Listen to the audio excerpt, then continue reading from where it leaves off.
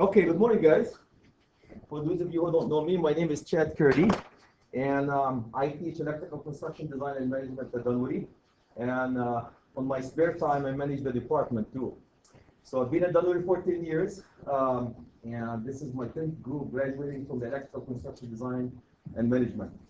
Before I start, I have my partner for the last 10 years, Gary Ryman, would like to say a few words to the guests, industry guests, as well as our students. So I'll start with Mr. Ryman. Good morning. Is this working? There's a button on. I believe that everybody should practice their microphone skills. So even though I can speak without a microphone and do every day, can you hear me now? How's this? Better. Better? Am I coming through okay? You guys are just fluffing me on like always do. All right.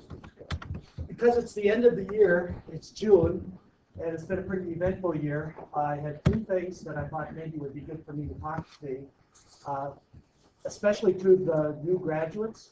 And of course, I'm sure the people that are here to evaluate our presentations and have all their ties back in the industry, basically your bosses would like to hear this. But I think the first thing that would be important to talk about would be gratitude. And at this time of the year, it's kind of a moment to take a step back. You're at a crossroads of your life where maybe you can see where the path that you would have gone on if you wouldn't have gone to Dunwoody has changed, and now you've opened up some new doors and built some new bridges, and you're going to go in some new directions. And I think it's really important to take a moment and be grateful, not only for the learning opportunities that you've had here that kind of go beyond any particular instructor, myself or Chad or any of the arts and science instructors, but to think about the other people in your life that have made this opportunity available to you. And that might be your parents, might be your wives, your kids, maybe some other people that have been important in your lives, and to kind of be grateful for the fact that you have sort of the abilities that have been given to you to learn and to acquire the new skills that you're going to need when you go out into the work field. And speaking of work, the second thing that I want to talk about is hard work, because some of you might think that you've been working hard, but I'm here to tell you that when you go to work for real out in the world, it's going to be 8 hours. Let me see. I think most of you think this is a full day. Well, it's going to start changing into 8 hours. And so, and by and large, my mother would always say to me that anything worth doing is worth doing well. And personally, I've never been able to do anything well without putting a considerable amount of effort into it. I know there sometimes are people that seem to glide through it and don't put much effort into it. Usually, you just don't see it. That means they're secretly doing it behind the scenes, generally speaking. But hard work is not only something that you're going to do at your 8-hour-a-day job, but if you see yourself as becoming a leader in our industry, one of the things that's important is community service and kind of going above and beyond the normal expectations of your job. So if you're just doing your job, you're just not doing enough. And I want to tell you that being a leader is hard work, and you need to think about ways that you can give back to your community and your industry, and think about other projects. Now, I know for teachers here, for me, myself, it's not enough for me just to teach in the classroom, but I need to take and go a little bit beyond that. And so every year I try to do some extra stuff. And I don't want to get in too much into my LinkedIn profile at the moment. But so think about that it is going to be a lot harder than you expect. And you know, that will carry you through. There are going to be times when you are going to have to put in extra hours and times at your jobs, and you're going to find it difficult, and it's just going to take hard work. And the last thing that I would like to talk to you about is a sense of personal integrity. I know that when you're in school, a lot of times you're looking over your shoulders at the guys around you and how everybody else is doing. But out in the real world, what really seems to come through is if you have a sense of personal integrity, which means that you are self-motivated, you are self-directed, that you have some values, and that when you work with your employers, that if your personal values align with your employer's values, with maybe some of the things like missions and goal statements, or just even the culture that is there at a particular job site, that is what is really going to sustain you. And I like to believe that there's an appropriate placement, or there's a good placement for everybody, and not every job suits everybody. So finding the right fit is usually a matter of finding out that your own personal values are in agreement or are congruent with your boss's or company or organization's values. And there will be times when those values will be challenged. And those are the moments when you discover what you're made out of and what your price is. So at some point, somebody's going to ask you to do something that you don't agree with, and you might have to respectfully state that opinion.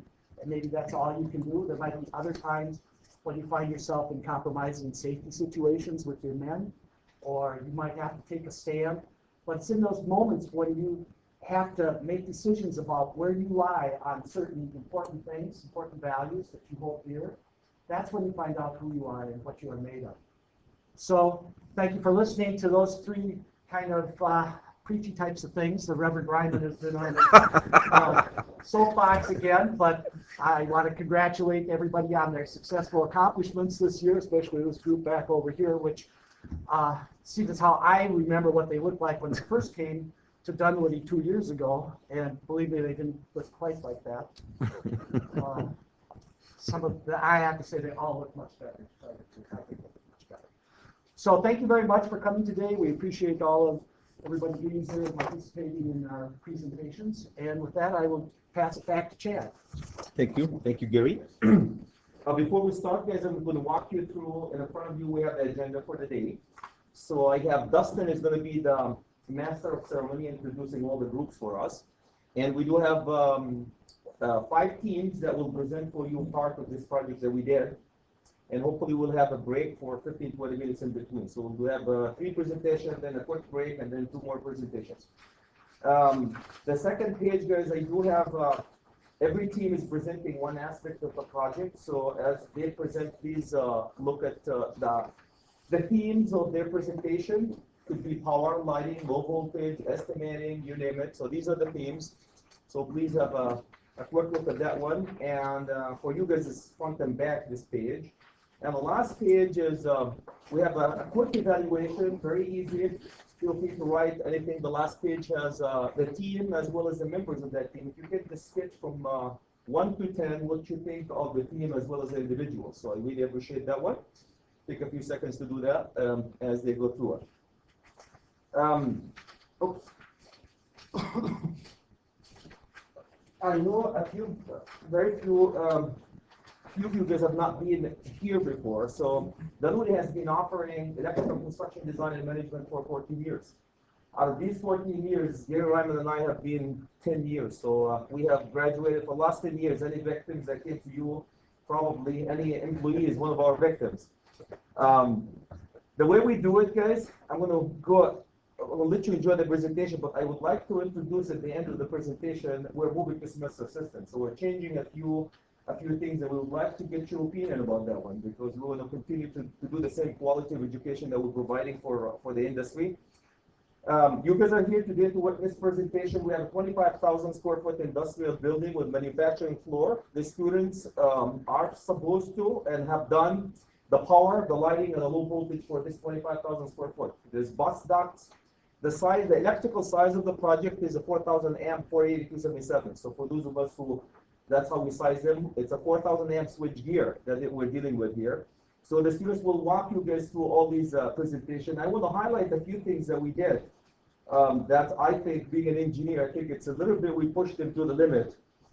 We did power tools for window. SKM, believe it or not, we introduced into SKM, power tools for window, coordination, short circuit, load flow, introduction. So it's really nice we have a license for it to use it. So that was really a highlight of what we do.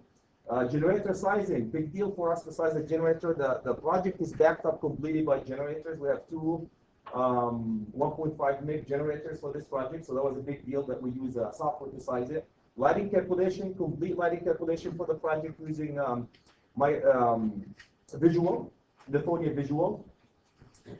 We did unmanned energy calculation, guys, Minnesota Energy Code calculation. ComCheck is a software that we use as close as we can get to Minnesota Energy Code.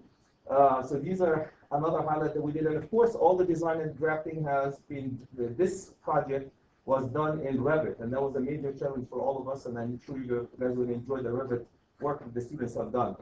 One more thing I want to highlight, tools and speakers. I'm going to highlight 10 things that we have done this quarter only we toured Michelle Cooley Erickson. This project is adopted completely by Michelle Cooley Erickson. Means every week they come over here and they observe the students' work. So that's really nice. So we have another, instead of listening to Chad for one whole year, they have another set of eyes to look at their work. We visited Cummins, and they parallel 4 generators, I think 2 meg each, put them online in front of all the students. That's a major thing for all of us. That tour is already on our YouTube channel, if anybody will watch it. Great presentation, putting the whole their plant online, backing it up by the generators and doing the paralleling and soft loading the plant onto the generators and back into the grid. So that was really cool one. We visited Boston Scientific. The project that we have right now is modeled after Boston Scientific, so we had a chance to tour all these manufacturing facilities in Boston Scientific. Allianz Data Center right here.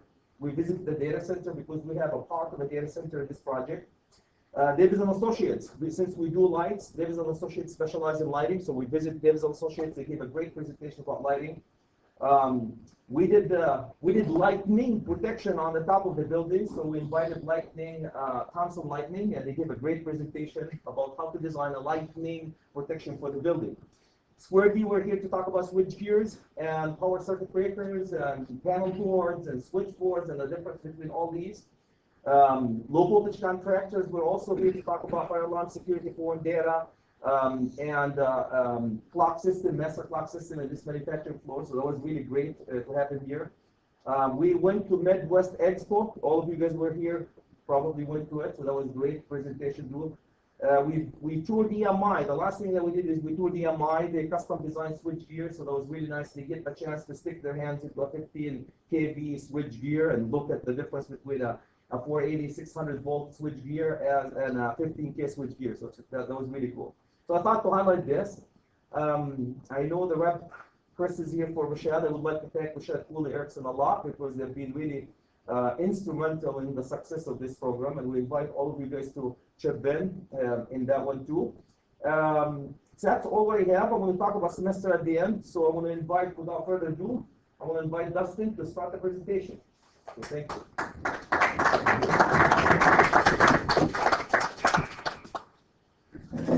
Morning, everyone. Thank you, Chad. My name is Dustin. Welcome to the Electrical Construction Design and Management Program, Class of 2012 presentations. This is the 6th and final quarter of these presentations for these bright and well-rounded students. I have the privilege to work amongst these fine students, and over the last 2 years, I have noticed that they are all hard workers and that they help out each other when one struggles. If I were to sum it up in a couple words of what I think of my fellow classmates that they give on a daily basis, it would have to be perseverance, dedication, and respect. I want to wish you guys all the best of luck in your future endeavors, and I know that you will do great, whichever route that you so choose. Now, to be down to business. For our final project for this year, me and my classmates were instructed to design a complete electrical system of a 25,000 square foot commercial and industrial building with a 25% future growth. We were divided into 2 groups. We were divided into teams of 2. Each team was to complete the entire project in 12 weeks. And according to the design requirements for what we had to accomplish, we had to construct a project schedule, the design drawings done in Revit, load calculations using Excel, estimation using McCormick and AccuBid, Minnesota Energy Code calculations using ComCheck, generator sizing using Cummins, lighting calculations for using Visual, power system analysis, power tools for Windows using SKM, cut sheets, and PowerPoint presentation as you'll see here in a minute. And each team will present a portion of the project. As far as the agenda goes this morning, we will start with teams 2, 3, and 5 to present. And after those teams will go, we will take a 10-minute break. And then after that break, we will have teams 1 and 6 wrap it all up. First team to go will be Philip Flores, who currently works at Elliott Contracting, and Rob Normstrom, who is currently interning at Mashad Fleers. They will be presenting the overall layout of the project, as well as the power riser, power operation, and bin modeling for the project.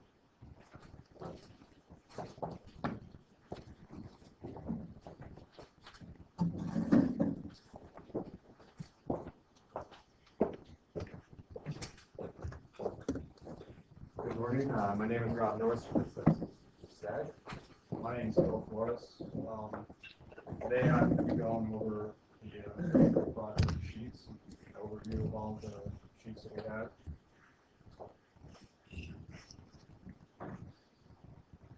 E1 title sheet, basically your table of contents for the whole job. E2, we got your symbols. If needed, you refer here to figure out which symbols mean what. I know that I've seen things that looked like a receptacle but was square and it was an actual GFI and it wasn't in wire mold. So your symbol list definitely helps you out. E31, here's our power riser. It entails showing our panels, transformers, generators, and gives you our feeder schedule. E32 is our low voltage riser. It consists of your fire alarm, security, your phone and data, and your master clock system. E4, here's your site lighting and power. E5, that's our first floor lighting. E6, we got our second floor lighting. E7, we have our first floor power. E8, second floor power. E9, we have our first floor low voltage systems. E10, our second floor low voltage systems.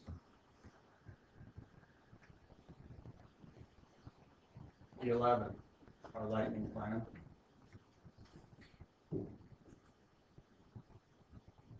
E12, we have here our panel schedules.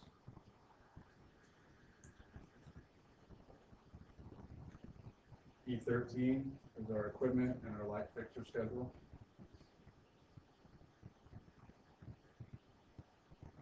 E14 is our electrical details. It's got our speaker system, how to mount the speakers. E14.1, we have our lighting details. E14.2 and .3 are also lighting details.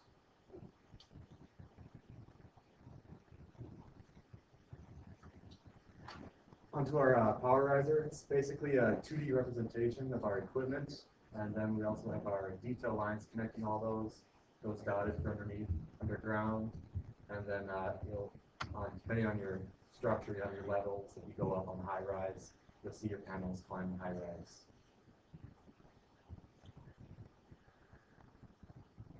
Also with those was on your keynotes, specifying your amps, your parallel sets, your number of conductors, size of conductors, your ground, neutral, and your conduit used for every step of that riser.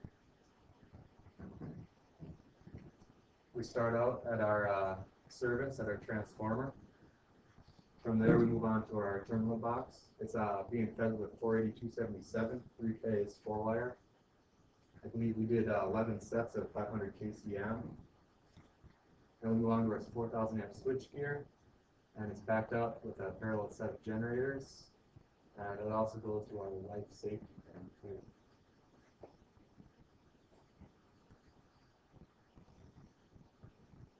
From our 4,000 amp switchgear, we feed our high voltage lighting panel at 200 amps. We also service our transformer, which cuts the voltage down to 208-120 for our receptacle panel. And we have a mechanical panel that's high voltage at 350 amps. We also have another mechanical panel that jumps up to the second level at high voltage, servicing all of our second level mechanical equipment, including exhaust fans and chillers and so on and so forth. Also from the switchgear, we have our UPS, which services our 2 PDUs for the backup redundancy if one goes down, the other one picks up the loads. From there, we also have our bus ducts at high voltage 480 at 1,000 amps. We have a transformer cutting our voltage back down to our 208 for our lower voltage, so we can service multiple equipment on the manufacturing floor. And then we also have our ATS, which will switch back and forth between our main and our generators for emergency power, which will service our egress lighting, our life safety circuits, including our duct dampers, and so on and so forth.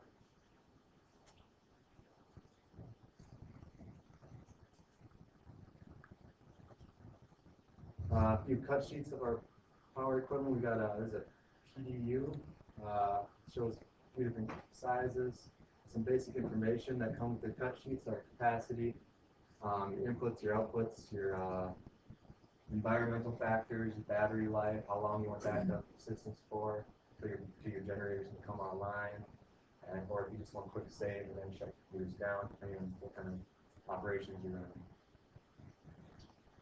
Also have our circuit breaker, our Magnum power circuit breaker cut sheets, has your current time curve right there, your long time, short time pickup, that'll be adjusted. You see your plug on the back side, and your front, all your adjustments, plus the ins and outs of everything you need to know. Right here. I think back in the mid 80s or so, I think this was just a thought, a dream. And with AutoCAD, they sort of made it a reality, but with the software we have today, we can completely take it into 3D models and have first-person walkthroughs. Gives you the ability for clash detection. We didn't have the mechanical prints for this, so I couldn't run a true clash detection, so I used it for basically clash detection for the architectural and misplacing items, to where when we placed our lights here, they associated with the first floor, so that's where they ended up in the catwalk. In the manufacturing room, we have a cable tray where we had to figure out exactly the heights of where they needed to go. Here we are fixed, so I got them raised back up, cable tray where it needs to go. Definitely used it for proper placements. Here's some more cable tray going through the wall. We have some on the top of the catwalk, above the lights. Here it is changed to where it should be going. Here it was basically my designer error, forgetting to flip a Revit into a 3D model and then importing it into Navis. So when I brought it in, I ended up getting light bulbs like that. So I flipped back to Revit and I'm looking at the families. I'm wondering what's going on. Is there just a base here or whatever? But then we were informed of flipping it into the 3D model and then re-importing it. I think we did this with each phase, and this is with the site lighting, which was E4, was when we very first started bringing the models in. And that's what it's supposed to look like with lights. I used it kind of for before and after for Rooftop. It was the chiller tower, the cooling tower, and the exhaust fans, and these little white dots. You can kind of see the lightning rods placed on there. And I just really used it for proper elevation and coordination, to where now we got everything working right. Cable tray above the lights, so they're not casting down shadow down on the floor. Got the bus ducts. We have the 480 and the 208, which they crossed each other, so I need to offset them so they could flow evenly. And that's it. As the industry grows with Revit, we have unknown errors, can't obtain permission to edit elements, and fatal errors occur. I know we're all growing. These are some of the headaches that we encountered with Revit, and it always wants to close. That's we want to make a recovery file, and you got to merge it for others. As our families grow, so do we. Glad we got over these headaches now instead of in the industry. Are there any questions? Thank you. Our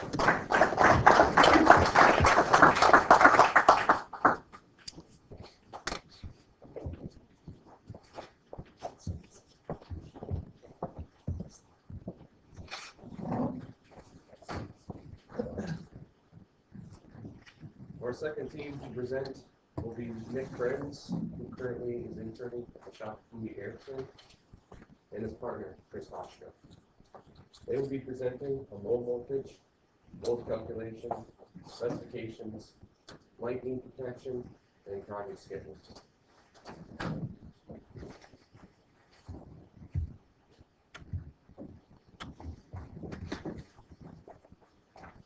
Morning, I'm Chris Hoshka, and I'll be starting our method of load calculations. We were tasked with using an Excel spreadsheet in order to perform this work. Some of us got a little carried away in the week, and we'll proceed. So our project was to create the calculations applying NEC Article 220. We created a load input and assignment tab so we could take the details from the specifications we received and get them into a spreadsheet. We added another spreadsheet to take this data and compute the various loads based on the different inputs we received, and then derived a summary of this information so we could create our service entrance requirements. And then we produced service entry calculations and various calculations for sizing equipment, panels, bus ducts, things of that nature. The sheet we did used a occupancy value here and some basic inputs required by the code regarding square footage for minimum lighting, receptacle, loads, signs, things of that nature. Then we did some real counts on multi-outlet receptacles and true inputs for the lighting as designed using visual. Then it was basically a matter of copying and pasting the data from our scope requirements down here, assigning numbers to each of the equipment types, and many of these had different values, whether we were given horsepower, VA, watts, what have you. Those were assigned into the sheet. We also assigned types to this equipment, be it motor, receptacle, or other, whether they were non-coincidental loads, whether they're continuous loads, and I hope you can read some of this stuff. I can't. So. Then we gave each one of these things a panel assignment, as well as a note regarding neutral values. So this was all the input that was done for the project. Then we worked some calculations that would convert horsepower to volt amps, footage on receptacle outlets into volt amps. Some of these required doing the lookups for full load amps, amp values, or what have you for horsepower ratings. And bottom line is we had volt amp calculations for each of the inputs we received, current calculations based on these inputs. So an automatic process. There was a fair amount of design that went into this. Output, we went through based on our instruction to produce a summary for the load service entry calculation following Article 220. And I'm not going to go on each detail. Bottom line is we came up with approximately 4,000 amp requirement. You'll notice coincidental loads are vacant. There was a gas boiler, so there was really nothing to negotiate between heating versus air conditioning. The air conditioning equipment, air handling equipment was all included in the order loads. The sheet then produced, there was a lot of things that are not here on the side, but the production part was documents that told us panel ratings. The tools we developed would calculate the required parallel sets, bonding jumpers, grounding electrodes, raceway size. And this is somewhat iterative, but we produce this for each sheet entry plus each panel that we had and fact that we had. Mechanical panels. Gears.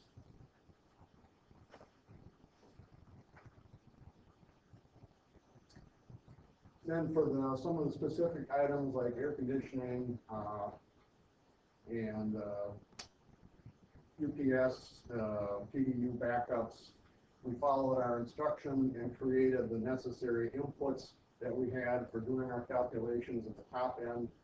Then we would take these inputs and apply them per formula that Mr. Curdy gave us and produce the outputs and the reference to where we got this information. So we did this for any number. This is one example. I think we have probably 15 different scenarios for calculation. Mr. Curtis can discuss projects here. Good morning, everyone. Thanks for coming. My name's Nick Krenz. We had to organize a project, you need a project schedule, you need a layout, a timeline. So for this project, we developed tasks, put in start dates, finish dates, resource names, who's doing what work, what time.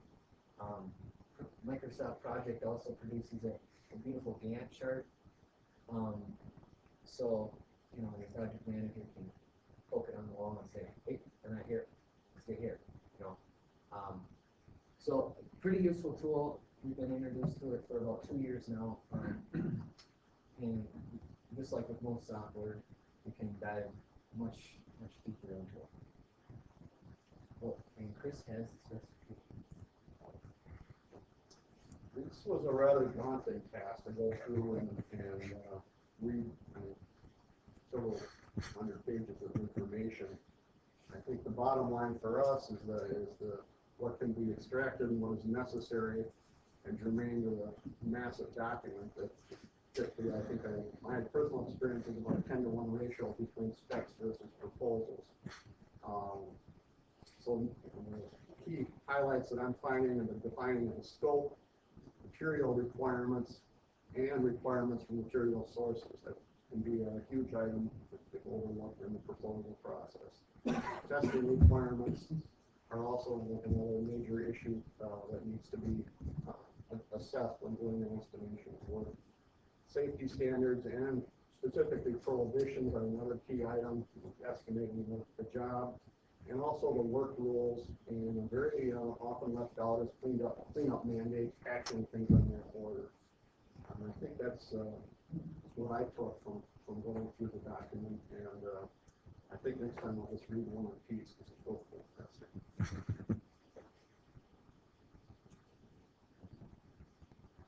All right, I'm gonna briefly go over our low voltage risers. This was the fire alarm riser with a fire alarm control panel located next to the security panel in a enclosed cabinet. We have the fire alarm enunciator panel at the main entrance to the building, so firefighters can go in and see where the fire is or which floor it is on. It's complete with smoke detectors. This line represents the difference in floors. This would be level 1. Everything located at level 1 and level 2. We've got duct smoke detectors on level 2, connected within our mechanical equipment. A pre-action panel downstairs servicing the data center with smoke detectors and horn strobes as well. We've got flow switches and tamper switches, and more horn strobes and smoke detectors. For the clock system, nowadays it's much more common to see master clock control in some sort of basement or lab or data in some sort of location. So we have that, the master control, which is attached to an antenna, which sees radio signals from Colorado, I believe, is where we get all our information and time zones. And then it will produce it to the, I like to call them dummy clocks, like that one over there. This is a prime example. Dunwoody has this here. So there's one right there, and it just produces what the master clock says. All right. On to security. We have a security panel with a keypad at the main entries There are inputs and outputs. The only output is the alarm and the notification, the police come, hopefully. Glass breaks, door contacts, motion detectors, and then glass breaks and motion detectors on the second floor as well. And Chris? We drafted the wiring for phone data, the public address system. The PA system, all of it is PA is 22 gauge 6 conductor, as well as the phone 22 gauge 4 conductor. PA is a little bit higher than one would normally see. We're seeing new equipment that will also carry power, so the system can be locally powered at each horn, and another pair in case there's some signaling if one wants to use the devices for talkback arrangements. Phone 22 gauge 4 conductor, very, very standard for industry standard sets. Most of them can only use a single pair at this point. All the data was planned for class 5, and then we put a dedicated circuit in. We drafted placed the locations for all of the speakers, telephones, and data. We have a bus duct system arranged to carry all of the voltage wiring and place it in the appropriate places within the building. Just to review a few cut sheets, our fire alarm control panel, we use Intellinite, their product. For security, we gathered a few cut sheets about motion detectors, door contacts, window contacts. Just no particular manufacturer there. For the clock system, decided to go with American Time and Signal Company. We're providing digital clocks in our manufacturing facility. This is obviously an analog clock, but they also provided digital. We also have lightning protection. Thompson Lightning came in and gave us a great presentation on how to protect your building from lightning strikes. So we read through the requirements, and approximately every 20 feet, a lightning arrestor should be placed. And then every 100 feet, they should be buried into the ground with a 10-foot copper ground rod, which is about a half an inch in diameter. Each lightning arrestor or lightning rod, same name, is about 12 inches, and they make them on springs, so you can keep some of the window washers alive. Also, they're not as pointy anymore. You can put them around and up, so people can stay alive on the roof. We also had some details, like Phil kind of went over, lightning details of where they would bond and mount and everything into this particular building. And then some more. That's an exhaust fan right there. Also, this was at Alliance, just along the way here. We were on a field trip. There was a storm coming, and we were on the roof, and I wasn't sure if the lightning rods were going to save us or so. Anyway, it was just kind of an interesting, ironic thing that we were checking out the lightning protection while lightning was happening. So, very cool to see them, the process and the code with it. I mean, it's a whole other different ballgame to the electrical industry. It's an important thing, so back up your building. And this is provided by Phil, who went over Navis and Revit and some of the BIM modeling. This is kind of what the Arista looks like. And then the exhaust fan, and of course the cooling tower, which are placed approximately every 5 feet on the cooling tower. I want it to get used. And with that, if there are any questions for Chris, myself, or Mr. Curdy, I'd be happy to answer. Okay. Chairman mentioned a future expansion. How is that figured into your load calculations? I don't know, 30%, 20%? I believe it was 25%, and Yeah, there was a multiplier, as an input to any of the size and requirements. And then that was, how was the plan to distribute that in the future out of MVP and MIDT3?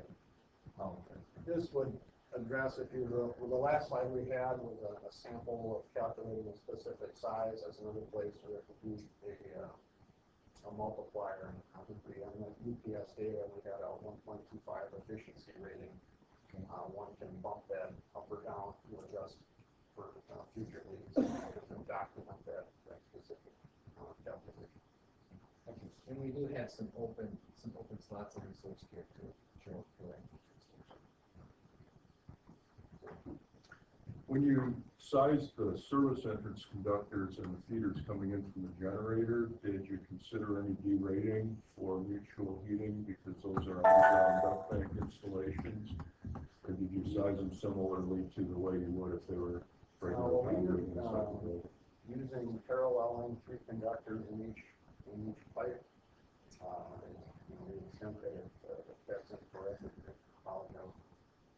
Just assuming that we made PVC and to answer your question, no. That's why we thought we were doing it for a while. Well, there actually are different opinions as to whether that's incorrect or not. Yeah, I was just curious which way you were going. That was our No name we grant. We tried to get the amp calc. I think they changed their name now. Oh. The amp calc that we used to use at the elevator bucket, I think they changed their name. We tried to get them to give us the copy, but we were not successful yet. But we will be using amp calc. We've been using ETAB. ETAB? Okay. Worked pretty well, and I've validated several cases on it, so I'm fairly confident. I wasn't able to use Power Tools for Window for that one. I don't know if you guys have any input about using Power Tools for Window because we have it for free. Power Tools for They have Window. one coming out. Coming? Okay. Module coming out, but I'm not sure when it's supposed to come out. No, big one. And so, other question, Chad, you check the weather reports before you schedule a rooftop visit. No, I think it's very interesting. Our tour guide said, I asked if he ever considered a degree in meteorology. And I said, I sit up here and I can see the storm coming from Plymouth or somewhere down south. And I said, well, you'll be my first one to call it for the weather. This is 31 to see if we had enough common sense to come in on the ring. Any more questions? Thank you, everyone. Thank you.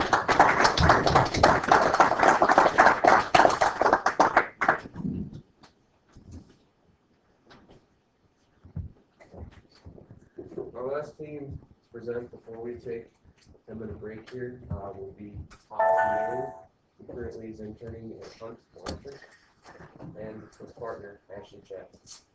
They will be presenting on power and mechanical equipment.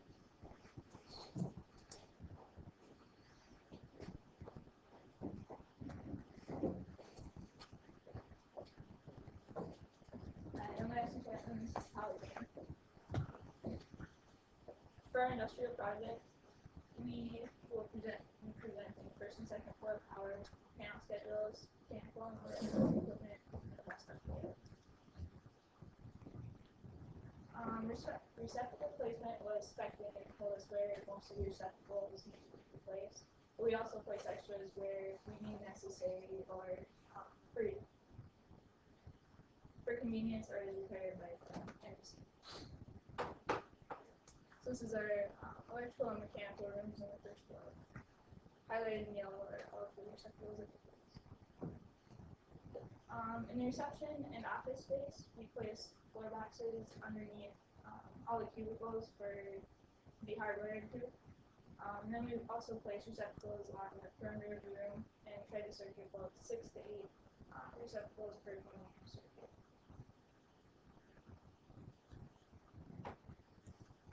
First off, in the bathroom, the NEC states that you need a receptacle in any bathroom and that it shall have GSCI protection.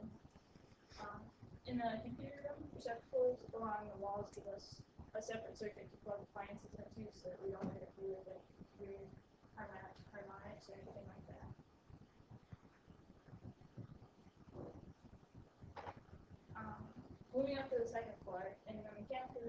receptacles are placed for convenient access while maintaining the air handling units. So you can plug in any drills or type of equipment for it. In the break room, there are quite a few dedicated circuits. It's basically treated like a kitchen.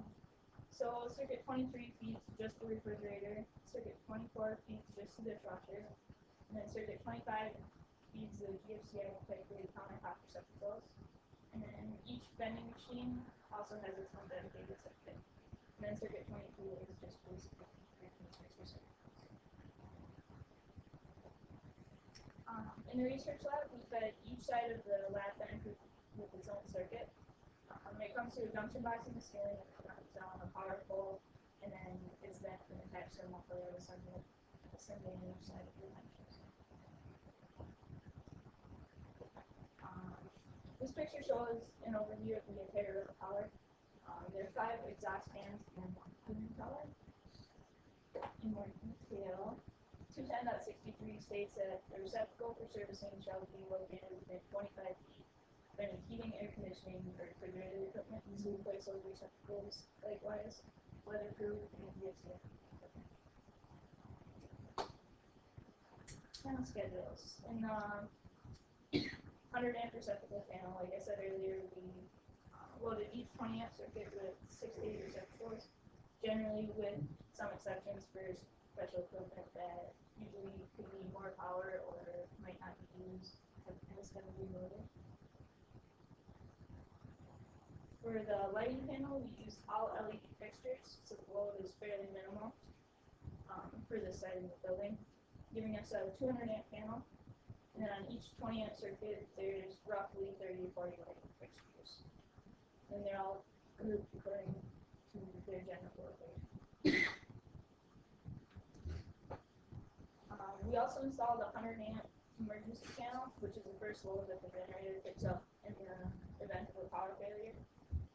Fed from this emergency panel, we have all emergency lights, 2 20 amp circuits, and another 20 amp circuit feeding all of the exit lights. If you look at these plans, each of the lighting fixtures that is half shaded represents an emergency light. And they're just placed basically to give the quickest path out with enough light. This is on the first floor, and then the second floor. In the main distribution switchgear, feeds all the major equipment as well as the sub panels. Some of the loads include the chiller, both environmental chambers, both mechanical panels, the lighting panel, transformers, bus duct, and UPS. All of these loads are served with 40 receptacles.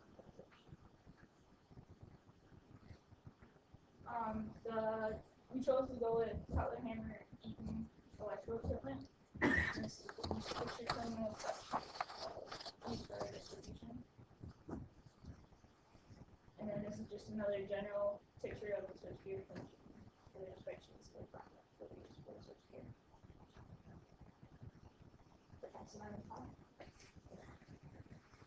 Good morning, everyone. Again, my name is Tommy A. Overview of what I'm going to go into is mechanical equipment, bus duct layout, and a bit of coordination for Navisworks. So here's our mechanical equipment that we based on during our layout and circuit for our mechanical equipment.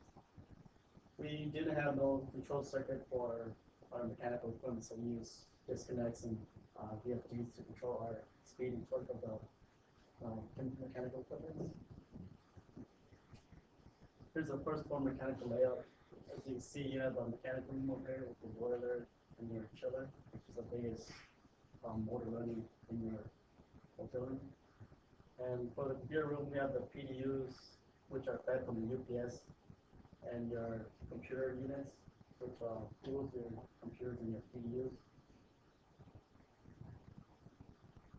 This is the mechanical panel for your first floor.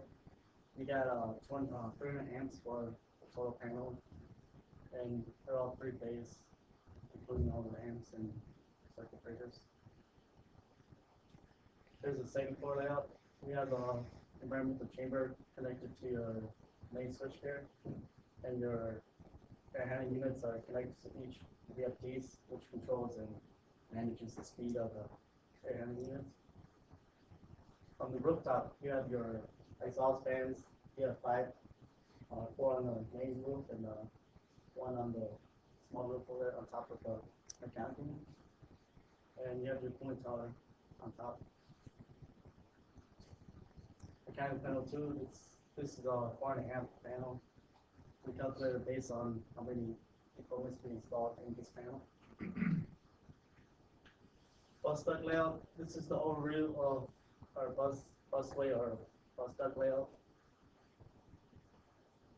A little breakdown on each room. There's a 480 volts and a 280 volts.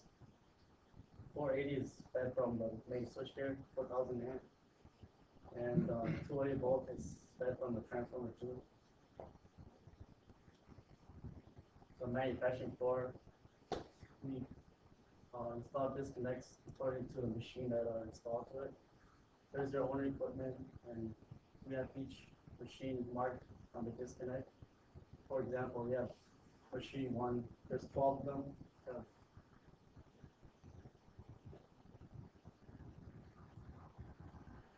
Machine 1 and 12 machines that are marked with the number 1 machine. And we use SO cables, which are based on 405.2. And our own equipment is supposed to look at it. You have your open current protecting size and the SO cables and the amp size. For SO cables, we multiply our amps by 1.25 and go to table 402.5 to get our calculations for cable size. Our open current protecting size. It'll Navisworks, like Phil was saying earlier, the coordination and BIM modeling. We're pretty fortunate that we didn't have to worry about any class protection for mechanical work, like for example air ducts and whatever piping. There's an overview of the manufacturing part. You have machines and your prospects out there. The dark one represents the 480 volts and the white one represents 280 volts. For lighting, our light is suspended 15 feet above the floor. And cable trays are mounted 17 feet. Then our 280 volt is mounted 18 feet and 480 at 19 feet. There's a little overview of your bus duct going vertically into the walls to go into your main switchgear and the transformer. There's another better look at it. You can see the space between the bus ducts.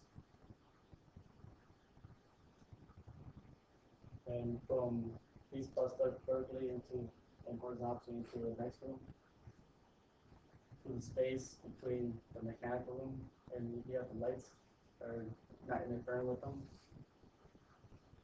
Next room, this is the 280 volt going to a transformer and the 480 going to the main switchgear. Here's an overview look of the electrical room. You have the main switchgear fed from the 480 or feeding the 480. Transformer 2 feeding the 280 volts. And that's your transformer feeding the receptor panel, which converts into 280 volts. And your ATS, the electricity panel, and the generator, the MLC panel. That's it for conclusion. Any questions?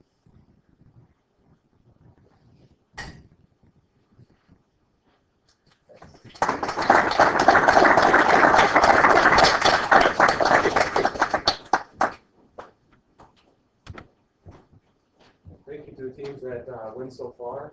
At this time, we're going to take a 10-minute break, talk to amongst everyone here, and then when we get back, we'll have 2 more teams left to present. Thank you.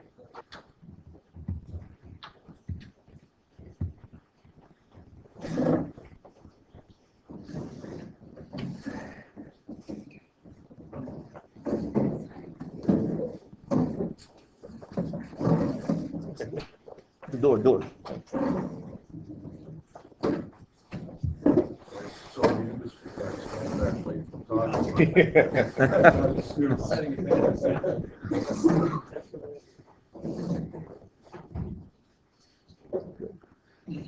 next present will be Will Video, who is currently working at Bueller, and his partner Jackson Berger. They will be presenting on lighting and energy calculations.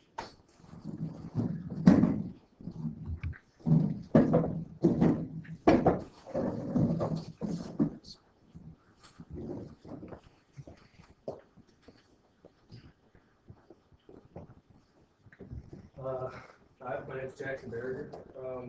Today we'll be presenting on the first and second floor lighting calculations, the first and second floor circuiting and control, the outdoor luminaires layout, the outdoor lighting calculation, the outdoor circuiting and control, luminaire schedule, lighting panel schedule, and some of the cut sheets, and also, as Justin mentioned, the energy code calculations.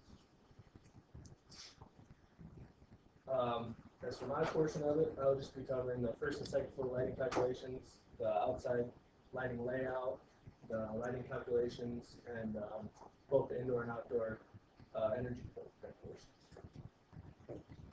This is for the lighting calculations. We use the visual lighting software. All in all, it's a pretty simple software to use. It's just you would select the room size that you want, you would draw the calculation zone, pick the type of fixtures, and draw, as I said, the calculation zone, and then it would hit the calculate button, and it would come up with all the foot candle calculations. It would give you the average, the maximum, all that. And here is the statistics for all the first floor rooms. We after you hit the calculation button, it shows, as I mentioned, the average, the maximum, the minimum, the maximum to minimum ratio, and the average to minimum ratio. Just an example of that would be the our generator room. Came out to have an average foot candle measurement of 30.9, maximum of 38.7, and a minimum of 15.5. Second floor, basically same way to calculate all the rooms. It was pretty similar to how we did the first floor.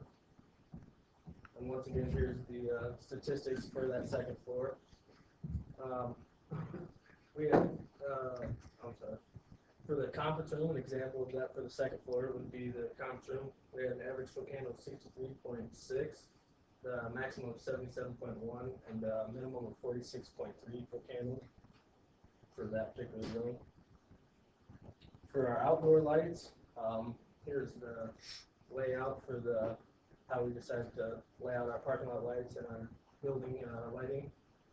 For the as you see, the C-type fixtures up there are 35-watt LED wall packs that are controlled by a timer inside the building. The A fixtures are 75-watt single LED parking lot lights, and B are 75-watt twin parking lot lights. Here is that same picture with the foot candle calculations. It's done, as I said before, for the second floor in a pretty similar way to the first and second floor. Here are the statistics for that. We have the building lights came out to be an average of 2.1 foot candles and a maximum of 10.5 and a minimum of 0.2. The parking lot lights came out to be an average of 3.8 foot candles with a maximum of 11.9. For the energy code calculation, we use the Comcheck software. It's just a screenshot of the main screen that you get. You first have to enter in the area category. For example, the first one there, you would enter to generator room. You would enter it as manufacturing equipment room. Then we measured the square footage as 1,755. And here's just the rest of our rooms that we did. We have to break down for each individual room. And we came out to have 22 different rooms on the first and second floor. Once you're done with that, it will take you to this screen where you have to enter in the type of fixtures. And you have to enter in the type of fixture, the ballast type, lamps per fixture and the number of fixtures for each particular room. For example, that generator room I mentioned earlier, we use a 54 watt, 46 inch T5 HO fixture with electronic ballast, and there are 18 of those located in that particular generator room. Here's just the rest of our rooms with the type of fixtures that we put in. Once you're done with all that, you move to the exterior lights. We just had just the one type for we use the same for all the parking lot lights, and that was a 75 watt LED, and there have to be 23 of those fixtures in the parking lot. Once you're done with that, you comes up with calculation here, and it tells you whether you are above code or below. And we came out for our particular lighting to be plus 39% on our interior lights and plus 73% on our exterior. That being said, I'll hand it over to my partner, Will. Hi, it's Jackson. That's my name is William DiGio. I'll be going over lighting first, second floor, luminaire schedule, and cut sheets. So this is just a portion of one of our rooms of the first floor lighting. This just shows kind of how we circuit them. We were using 2x4 LED style fixtures here, and we had anywhere from about 12 to 20 per actual panel for circuit breaker. We use switches for pretty much all the controls. The bathrooms, we did put some occupancy sensors in there. Same exact idea here, but this is the second floor. This shows more how we're circuiting the switch through Revit. Again, same style 2x4 fixtures. Again, here's the outside. Jackson kind of went over some of this, the outdoor side. But here we had to run underground PVC with wire inside for running all our cable to our outdoor lights. Circuit control on all of those, like Jackson was on timers. This is our schedule showing the different type of lights we used on the first floor. Pretty standard 2x4, 2x2, and then 4-inch regular bulbs as well.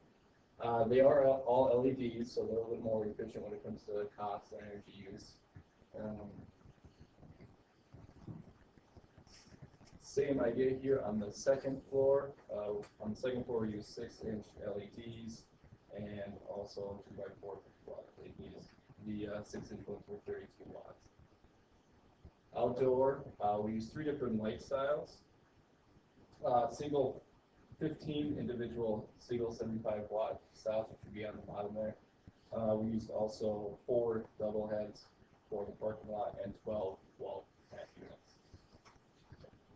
This is our lighting panel schedule. It's rated at 200 amps, and we have anywhere from about 12 to 20 per circuit breaker on it, depending on their style. These are some of the cut sheets. I didn't do every single light we used because we used quite a few different varieties, but just to give you an idea, this 2x2 LED gives you about 50,000 hours, which actually comes out to be about 6 years lifespan at 100% use. So say you're using 50%, you're looking at about 11 years use, so a lot longer lifespan versus standard fluorescent bulbs. Same exact concept with the 2x4, again 50,000 hours and about 50 watts on those.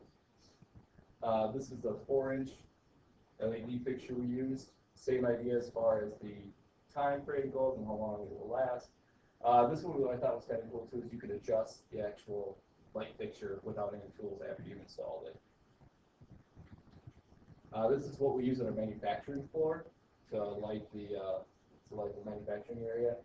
They're 1,800 lumens, and they give you a little bit longer lifespan, about 7 years on those at percent use. And then this is one of our outdoor lights. This is just a standard single one, again 6,000 hours life and about 75 watts. Any questions? Yes. How did you pick the foot candle levels to design to in the different areas? Yeah, once you entered in the type of room, the visual program will tell you the level for that particular type. Oh. Anything else? For the parking lot lighting circuiting, you have to do the voltage drop calculation for deciding the circuits.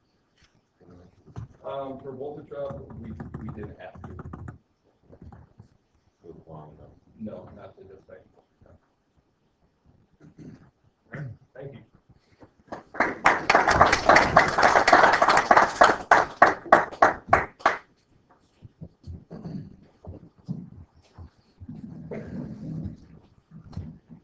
Alright, the last and final team to present this morning will be Lottie Cole Johnson, who will be currently working for BKB once he graduates.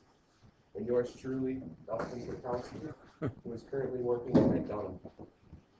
We will be presenting on power system analysis, ATS sizing, generator sizing, UPS and PU sizing, and estimation.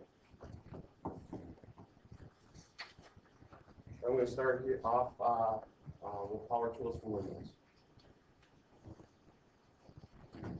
This is a general layout of the industrial building one-line diagram.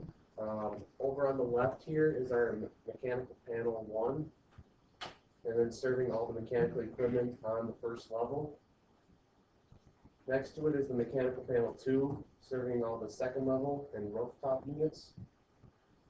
Next to that is the lighting panel, and then below circuit breaker, cable, bus bar, which is the panel itself, and then the load for that lighting panel.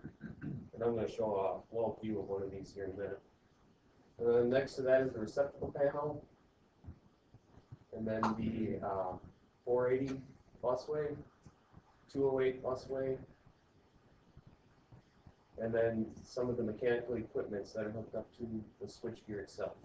And then we have our electric utility coming in right here, and then our 2 generators, generator 1, generator 2.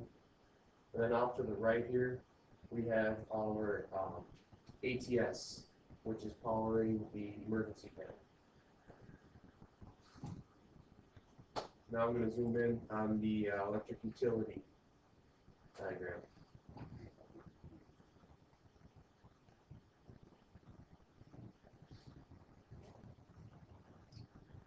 For the input data that we did on the electric utility, if you were to go into Power Tools for Windows SCAM and actually double click on this icon here, up would pop this menu here that you can input your data for it.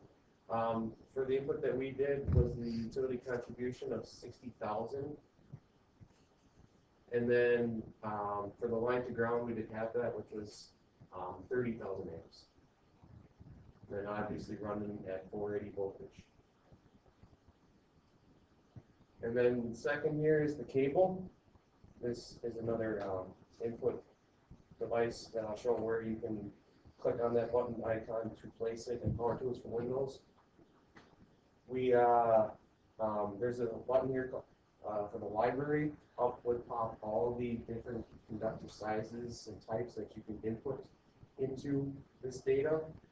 We came up and we put in a copper conductor type, non-magnetic, running PVC, insulation is THWN, and then we are running 4 conductors with conduit.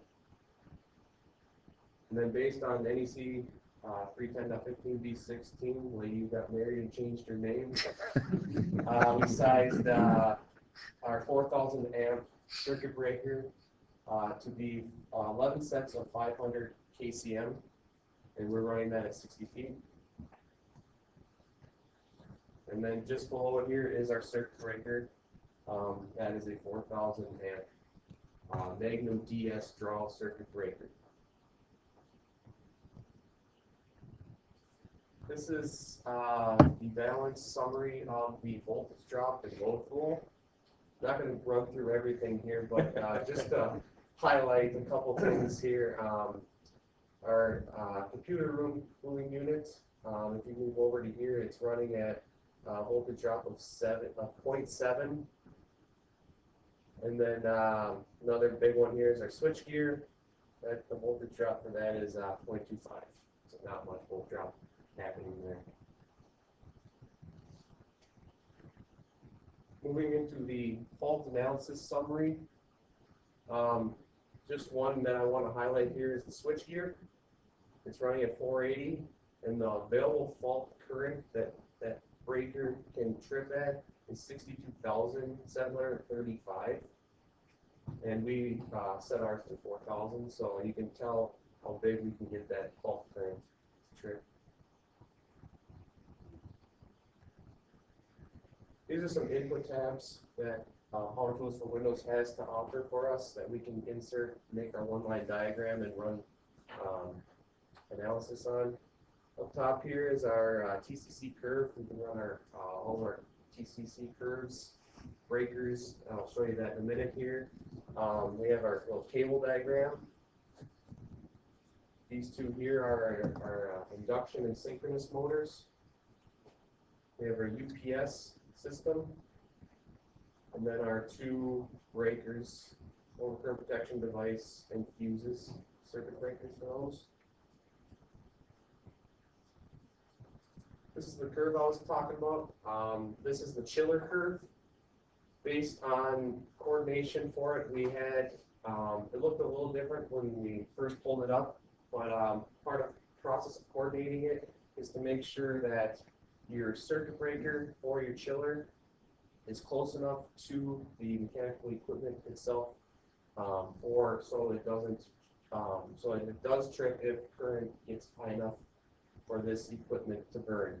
And then, otherwise, if you were to leave it more like out in this area here, the equipment may just keep on running and may never trip. Then the input data that you can put in here is long time pickup. We set that at 1, which is the 4,000 amp setting. The long time delay, we have it set for 24 seconds, so if there were a overcurrent, it would trip within 24 seconds. The short time pickup, we set that at 10. And the short time delay, we set that at 0.5 seconds. So if there was high amount of current happening, it would sense that and to trip within 5 seconds. Yeah, 0.5 seconds. Just a blow-up view of the mechanical panel 2. We have our running circuit breaker here, and then our cable here. And then this is our mechanical panel 2 panel, which is serving some of these air handling units here. I'm going to talk about a little bit about this air handling unit S1. So here's some of the input data we put in on that motor load. We have 480 volt voltage. Our horsepower is 60. Our power factor is 0.8, and our efficiency is 0.93.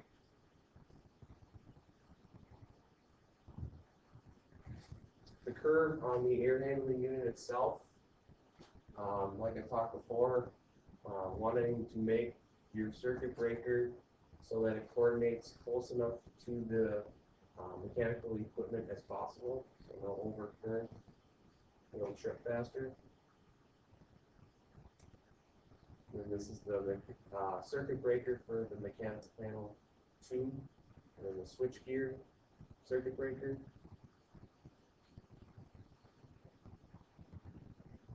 And then these are just some other analysis that you can run on here. We did rebalance system studies analysis. There's other ones you can do: transient motor starting, industrial simulation, harmonic analysis, unbalanced and single phase studies, some equipment evaluation, failed equipment evaluation, arc flash evaluation. There's just so many that you can run here. Moving into the automatic transfer switch that we sized, based on DeWalt 3-12, we based it on a 100 amp panel, which was based off of the emergency panel. Emergency panel, we believe, we came up with like 2-4 amps, very small, because it's just holding all the emergency lighting loads. So we could have sized up to a 30 amp or 60 amp, but we decided, since it's a bigger building, commercial, industrial, we decided to go up to 100 amp. Minimum standard. Now I'm going to turn it over to my partner, Aladi. Good morning, everyone. I'm Aladi. I'm going to be talking on the generator sizing, the UPS sizing, the PDU sizing, and estimation. First of all, I'm going to talk about generator sizing. We make use of public software, and that's got the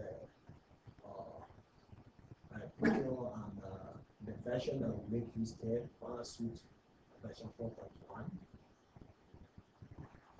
When you go into the program itself, the software, we have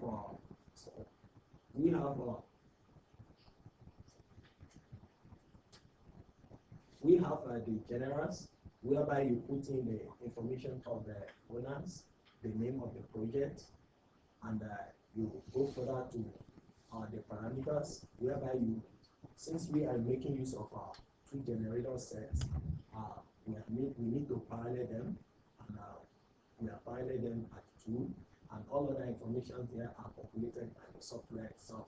The only one that we repeated was 2 generator sets that we want to use. These are the icons for the different loads that we use in the project. This one is representing the light. These are, I believe, is the cooling unit, and these are the models for the motor loads, and all other ones there that they are for other loads that we make use in the project. You just go there and select the type of loads that you want, and you name it. We name this one lighting panels, and you put in all other information like the voltage, and it will populate the other ones for you, give you the running amps, the power factor, other things. When you are using this software, apart from assigning the loads, which still make useful that we assign the steps to the loads. Why do we do this? It's because we want all the loads to start up at different timings. We don't want every load to start at the same time. So we have to assign the steps to individual loads. And this is what you are seeing right here. And this one is a load for, the step for the icon for the assigning step for the computer room cooling unit 2. After we are done with the assigning of the steps and the loads, there's let me go back a little bit. We have this icon here. You just click on this icon, and it will take you to the generator size and the site requirements, and it will give you the kilovolt amps of the generator that you're going to be using for the project, and the model, and that is the model that we gave us right there, 1500 DFLE, and we came out with 1500 kilovolts amps generator cells. I'm moving now to the sizing of the UPS and PDUs. We have this is the formula that we use in the calculating or sizing the UPS, and from when you plug in the data for these formulas, you go ahead to towards 3-13 to size your UPS, to take the UPS standards over here, and we go further to the overcurrent protection devices calculations, and here when you get here, when you size your UPS here by plugging in the parameters, I believe we need to multiply by 1.25 for the continuous duty, and you need to step up. Whenever we check, we want to check the next, the standard for it at NEC book 240.6. We go to the next standard up, and we cite the feeders based on the code book 310.16. Justin has rightly said before. And we go to the PDU. We have 2 PDUs, being fed from the UPS, and I'm just showing you one of the calculations for the PDUs. And the formula is almost the same thing with the UPS, and you go to DWAT 3-13 to take the next standard of KVA for the sizing of the PDU. And when you go to the our current protection device, we made use of according to the code book 450.3 B or A, depending on the one that you're going to use, it's going to give you the percentage there. And I believe this one gives us 2.5%. I mean, no, 250%. So by the time you juggle the figures, well, we are going to multiply the value here by 2.5. So it's going to give us the amps, and we go to 240.6 to size the generator. But this time around, instead of going up in the UPS on the PDUs, go to the next standards down, and that's what we did. And the feeders the same way with the old book 310.15.16, and we are able to come out with the size 2 sets of 350 KCM THHF. This is the next one is our project estimation. We make use of mechanics, and here is the overview of the icons that we are familiar with when you go to the software itself. Here you can label. That is for the steps for the labeling, whereby you can put in your the fixtures that you make use, the wire sizing, the wire lengths, and that one will help us. I'm sorry. Here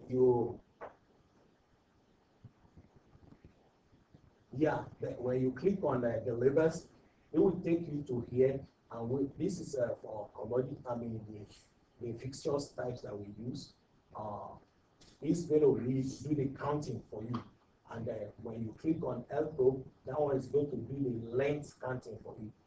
And whenever you click on any of the on the assembly, there's an assembly icon here. When you click on the assembly icon, it will take you to the wire, you choose the wire size you want, the type, whether it's copper, then you go to the whether it's solid or stranded, go to the type of the wire.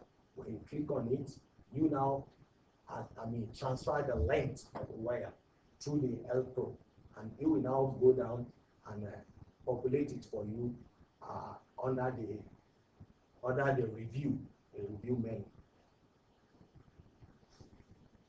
And this is the extending and the totaling of the projects that we do.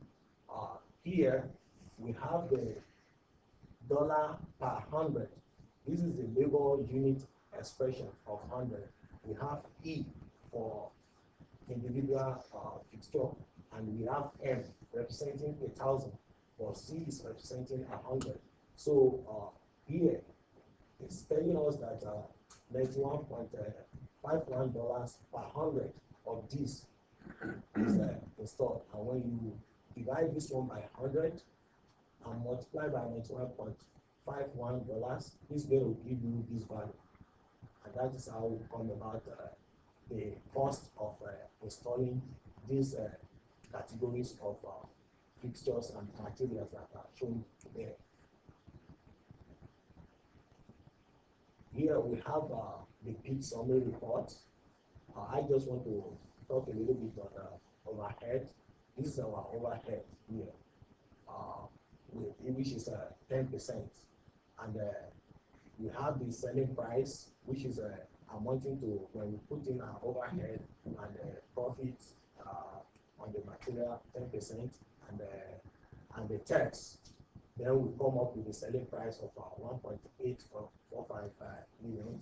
And here we have the hourly hour per week. What we use as hour per week is 40 hours for the week, and that is what we come out with here. And the total hours that we expended on the project is 2,060 and 63.82 hours total for the whole project. We have this is still part of the proposal configuration. This is the total percentage for the labor cost. The labor percentage, when you add the total input of each worker together, it must amount to 100%. And the gentleman here put in 20%, and all other people, you can see the percentage that they work, and they added up to 100%. Here is the hourly rate. The gentleman is taking $40 per hour, and the apprentice one and the other people are taking $20 per hour. And this column is representing total labor cost that we come out with, coming to $86,681.28. And this one now takes us to the last portion of the estimation, whereby we come out with a big summary, and the software will highlight in red the selling price for us here. This is what we have here. And from the over here, we have the 10% for the labor, and I believe we have this 10% for overhead, which I believe is going to show somewhere here, which I don't need to put a snapshot over there. That's just what we come out with after the estimation. Any questions? What's your direct job expense?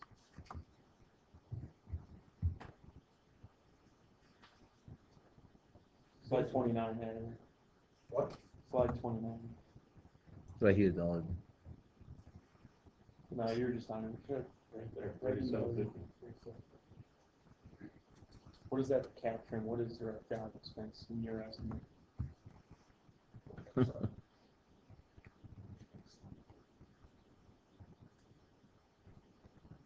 Please answer the question again. Down in the lower left corner, stay there. There you go, right here. Yeah. Oops. Stop. You're on that Put slide this. 29 straight. Down below, Yeah. direct job expense. What would be an example of? Yeah, what Oh, would be yeah, included in the expenses. direct job? This is it. Yeah. 3,750. A lot of good. What did you put in it? What was that? Remember what the info that you put there as a direct job cost? Trailers. Yeah. Trailers. Modifier. We spent things, cell phone, computers. Yeah. Things like that. We put 5,000. Plenty of coffee. We put 5,000 for the direct expenses. We put 5,000. If you go back to your summary, I think it's maybe your last, yeah. Yes. It shows total return of 4.81, primarily because you don't mark up supplier quotes, subcontractors, direct job expense. Just a thought, you need to have more than 4.81 return on the jobs. But, yeah, you get a lot of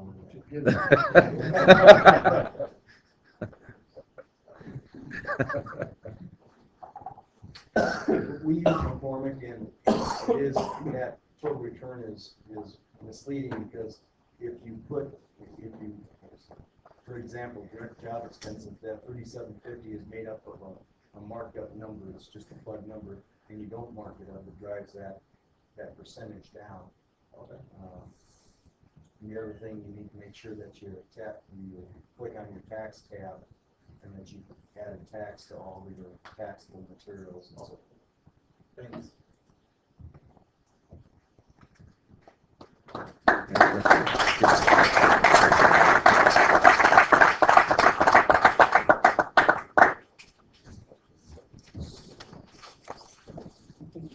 Okay. Okay, well, thank you guys. This is, as you can see, this will be the last presentation for this 25,000 square foot. It's really interesting to hear about the whole estimating. You've seen they have used a lot of softwares. What we always tell guys, when we send them to you as an industry, they are only trainable. They know enough to be dangerous. So I wouldn't trust with $1.9 million for this project. I would not trust that one to get the job or not to get the job. So the whole idea, guys, of this program is to expose them to so many programs so they can utilize it in the industry, from estimating to analysis to design and so forth. When they come to you, you can hopefully tweak them a little bit with the estimating. Estimating, I know a few of our contractors are interested. We will be next year we will be doing AccuBid as well as McCormick. So from feedback from the industry, they want us to do AccuBid, so we went to training for AccuBid, and it will be running next year. So that's what I wanna say. We have 10 students. 9 of them are working right now for engineering firms, electrical contractors. The one who's not working has a couple of interviews next week. So if anybody wants to grab him, he's for grab right now. So we have more jobs available that we can fill. So that's really good news to have. So that's what I would like to share with you guys. The other thing I would like to tell you is everything that you see, that you saw today, and all the presentation that we do at Dunwoody is on our YouTube channel right now. It will be loaded tonight. So you're going to see the whole presentation as well as video format and digital format on YouTube channel. We have done that, guys, for 3 years right now. All the lectures that we do, I know probably, Tim, you were looking at PDUs. I was so scared about you guys when we were looking at PDU sizing and UPS. I said, please don't ask about these.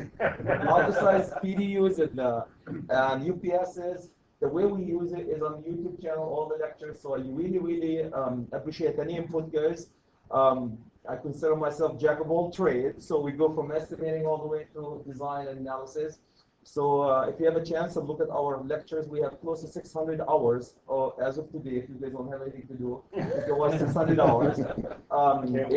It goes from lighting calculation into power system analysis, coordination, Revit, and so forth. So it's really interesting. Hopefully, it will be a resource for the industry, for our students that they graduate from here and get back to just review some of the stuff that we do. I think that's all we have. I invite you guys to look at the project. What we do is we have a capstone project. We do 3 of them. You're looking at 1 of them. So all the students have done every aspect of the project. They documented these aspects into a binder like this. So when they come to you for a job interview, the ones who are interviewing, always ask about this capstone projects that they do. It's a complete documentation of what we do in the department. The last thing before I'll let you guys go, we are moving into the semester. That's kind of putting my hat as a manager. And I would like to share with you the new format of ECDM, how it will look like in the semester. And I would like your feedback if you guys have a chance. Not now, when you have a chance to read through it. So this is how this program is going to look like, and I can summarize it for you. So there you go. Following this week. What we did, because of resources and to consolidate everything that we do, we grabbed the first year and we align it first year ECDM with first year ELEC. So when our students will come, they will learn the basic electricity, hands-on, building conduits, wires, and motors, and so forth. And also we'll teach them Revit and AutoCAD in the first year. When we move to the second year, we will continue doing 3 projects. As we have done in the past, we will do the industrial project. You're watching it today. We will do the commercial project, which is 12,000 square foot, the same thing that we have done it. And we will do a residential project, which is 5,000 square apartment building. The only thing we did in the second year is we grabbed all the estimating to do a better job at the estimating and a project management, and we provided 2 classes that's going to be dedicated for estimating and project management from a contractor's point of view. That's where we're going to be going deeper into AccuBid and McCormick and project management. So that's 2 classes that will be dedicated for AccuBid, estimating and project management. So that's basically what we did. These are the classes, how it will look like. We look forward, guys, to any feedback that you have about anything we do. And I don't think, I think that's all what I have. I would like to take a few minutes to congratulate our students for the graduation. I'm so proud of them. If you see what I see when they come to us, like Gary said, day 1, and then when they come to me, and sometimes we wonder if we're going to reach the destination, but they always, as always, amazes me how good of a job they do. It really is. It's amazing. It's a lot of things that we throw at them, and I always say this is a great industry, and you can the limit is the sky and how far you can go in this industry, in the design or the construction. So Congratulations for the grads, and thank you, guys.